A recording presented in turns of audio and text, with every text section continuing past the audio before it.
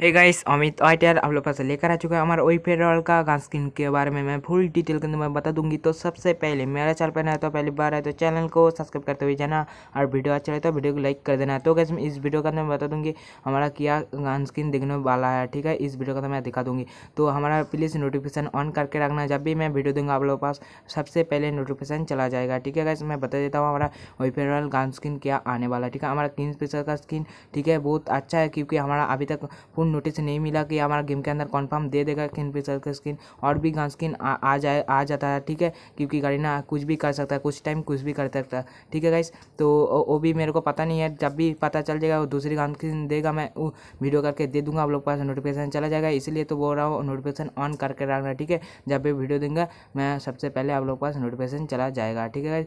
तो स्किन किन हमारा जो ये स्पिनर का स्किन है ना बहुत अच्छा है, ठीक है। देखने में बहुत अच्छा है, सिंगल डैमेज मिलेगा, डबल मैगजीन मिलेगा, ठीक है। और रेट ऑफ फायर क्या रिलोड भी माइनस मिलेगा, ठीक है गाइस। तो आज का वीडियो यही था। वीडियो पसंद है तो वीडियो लाइक करना, चैनल पर ना तो पहली बार है तो चैनल को सब्सक्राइब करते हुए जाना। तब तक के लिए नेक्स्ट वीडियो में मिलते हैं, तब तक के लिए टाटा बाय बाय, जय हिंद जय भारत।